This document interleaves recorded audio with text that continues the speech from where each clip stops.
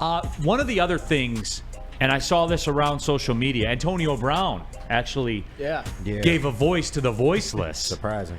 And he came out there and said, basically, did anyone else feel like the Lions would be winning this game like 35-10?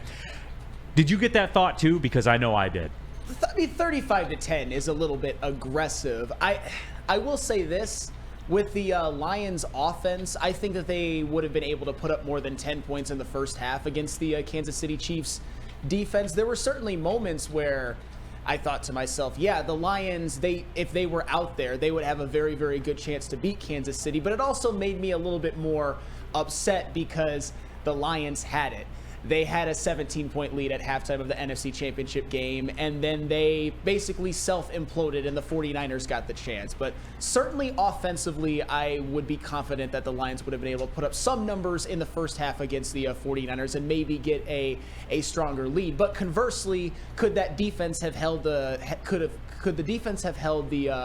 Kansas City Chiefs to 3 points? I'm not so sure because Spenny, and I know that you probably noticed this as well. The 49ers were getting pressure up front with four for a lot of the first half, and they were really forcing Patrick Mahomes to get a little rattled in the pocket. They really missed Tooney a lot. They did. A lot. They did. And, I mean, you saw Eric Armstead, you saw Javon Hargrave, you saw Nick Bosa, you saw Chase Young make Patrick Mahomes' life hell in the first half. Because, when you don't have to bring pressure, that means that you have plenty of people in the back being able to cover all of the wide receivers as well. So I think the Lions would have scored more in the first half than 10, but I also think that there's a very good chance that the Kansas City Chiefs would have scored more than 3. And then, of course, the third quarter and the second half, you never know, because the 49ers had struggles in the third quarter to at least start it. Oh, by the way, so did the Detroit Lions in the NFC Championship game. Spenny, does it concern you like it does that guy 62 in the WoodwardSports.com chat? I never thought I'd agree with AB. Does it concern you? No, I've agreed with AB on different things before. Yeah. The CT needs to have this dick, though. Like, AB is a prophet of our time, man. I'm telling you. Well, and don't let people forget, Antonio Brown had maybe the greatest 6-year stretch of wide receiver play ever. This man should be a first ballot Hall of Famer. All of his antics be damned. Antonio Brown is one of the all-time greats. He is in that same room with guys, in my opinion, he's in the same room with guys like Randy Moss and T.O. He's not quite to their level, but he's in the same room. He should be awarded with a gold jacket as soon as possible. If Gale Sayers is in, absolutely, then Antonio Brown should be in because he had an even more dominant stretch. It's going to take a while, but he'll get there. If Lynn Swann is in, Antonio Brown should be in with bells on. I'll just say that. No, that is the truth. Yeah. Because he should be. He was. People forget, man, because they focus on the now and they forget about that run he had. He was on business every game. He was incredible. Yep. Plus, he said the Lions would win, and I agree. And you know what's funny about it, though? Here's how I think I've had a little bit of a level of closure since the 49ers game. Was like when he said that, when Antonio Brown said that, I was just like, yeah. And I felt kind of validated. But then I was able to move on from it. Like I didn't slip back into that, oh man, what happened? I was like, yeah, it reinforced me for next year. Was it the feeling of knowing that the Lions belong on the same field with like the best of the best? And that's 100% valid. I mean, you saw it the 2 weeks ago in the NFC Championship game. Spenny, what do you got? I was just going to say, I also think it's really funny when he calls people crackers on Twitter. That shit makes me laugh. Every time I see it, it's so funny. Yeah. And the CTESPN is great. It is. It's so good. Just to put that shit on. Yeah, facts. Great question here by Cody Engel. Anybody check up on Debo? I haven't heard much. I feel bad for Greenlaw. Yeah, that was crazy. Kevin Achilles walking out onto the field. Yeah, that's tough. I'll be honest too, and this is somebody who I'm the biggest Mahomes fan of all time. But doesn't that just seem almost like Mahomes' devil magic? I would always say that Brady had it for so many years, but Dre Greenlaw, one of their best defensive players, their MVP of their win against the Packers for sure, coming onto the field tears his Achilles. Yeah. I mean, that's tragic, but it also greatly helped Mahomes and the Chiefs. I'll admit that. Yeah, oh, for sure. 100%. Kelsey looked back when Greenlaw left. Yeah. Like, Greenlaw was locking him down in the first And half. Kelsey had a damn good second half. Yeah, he did. He was dominant. No question. Yeah. Absolutely no question.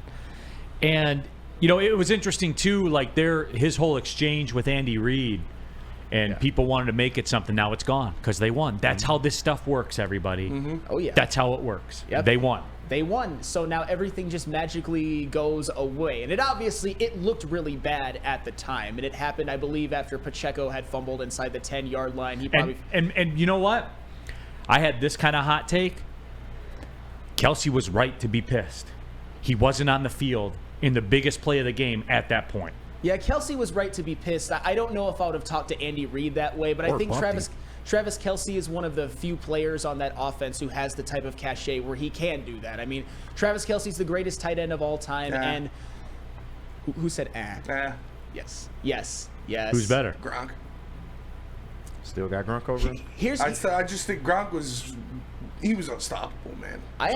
So was Kelsey. Unless he was injured. He was I'm unstoppable not, unless he was injured. If you say it, you definitely make a point for it. I understand that, but Travis Kelsey is either first or second to Jerry Rice in every major receiving statistical category amongst playoffs. So, Mahomes and Kelsey is every bit as deadly of a combination in terms of regular season and playoffs, in my opinion, as Montana and Rice, because Rice put up a lot of his numbers with Steve Young as well. Detroit Dabber 313. Kadarius Toney Super Bowl rings 2. Aaron Rodgers Super Bowl rings 1. That's a factual statement, Dabber. Well, no one can refute that. No one can defeat that. And the thing, Dabber, and we talked about it in studio before the show even started. Kadarius Toney, believe it or not, if we roll back the clock to a year ago, was a major contributor in the Kansas City Chiefs winning that Super Bowl against the Eagles. He had that big punt return which set up a touchdown. And hell, he had a touchdown of his own.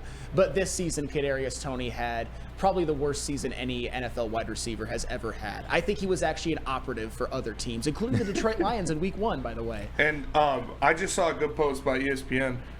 Like, Kelsey, Mahomes, and Andy Reid are all going to get statues, right? In front of wherever Arrowhead. That's what happens when you win as much as they have. I mean, you've got who I believe will ultimately end up as the greatest quarterback of all time. I think you have who is already the greatest tight end of all time, and you have someone in Andy Reid who is climbing the ranks and may end up as the greatest coach of all time. Certainly if he wins another one, but that's what happens when you win as often as the Kansas City Chiefs do. You've got a lot of all-time great players. You've got all-time great coaches. I think Brett Veach is turning himself into an all-time great GM. Even coordinator-wise, Steve Spagnuolo with what he's done with the Kansas City Chiefs and then what he did previously with the New York Giants in those Super Bowls.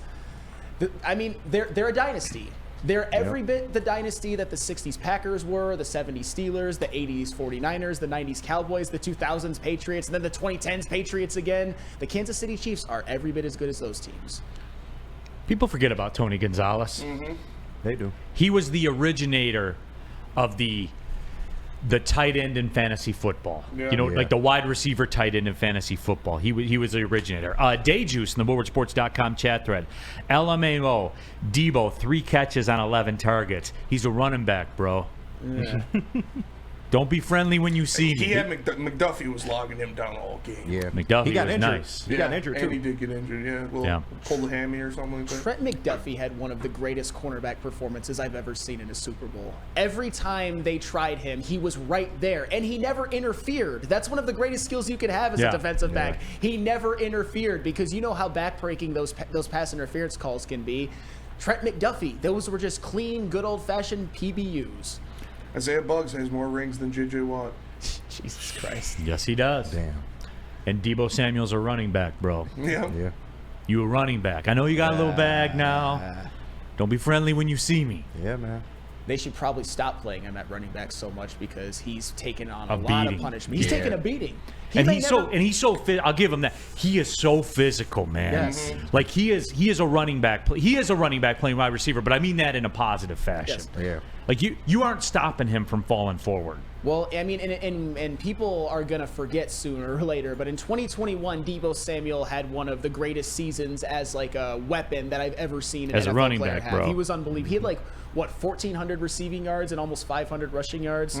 Just like a touchdown machine. I believe he led the NFL in yards per catch that year at like 18. Deebo Samuel was something special. He's just a guy that I wish could have stayed a little bit healthier. Although in the game against the Kansas City Chiefs, I didn't necessarily hate him getting banged up. But clean bill of health for Deebo Samuel moving forward. Cody Ingle makes a good point. He says, speaking of J.J. Watt, what about that 2005 hairstyle? That's fact. He had frosted tips. Did he not have frosted tips? I believe he did. That was, I mean, Crazy. Unless he was doing it for charity. I would never say it to his face that he looked stupid because he's a scary human being, Yes. but he looked pretty stupid. Somebody get that clip over to TJ Watt. WoodwardSports.com chat poll. Who's the GOAT tight end? Wow, Gronk, 61% of the vote. Kelsey with 23. Gonzo with 11 and Gates with 5. Yeah. Man. It was Gonzalez before Grunt happened, and then I it was agree. Grunt. And you can make the argument that it's Kelsey now. People forget about Kellen Winslow because none of us got to see him play. That's Yeah. true. Like he was the godfather of that style, like the wide receiver tight. It was Kellen Winslow and then Shannon Sharp. He Yeah. was a wide Yeah. receiver tight Shannon end Sharp too. was the man. Yeah, Yes, he was. Absolutely.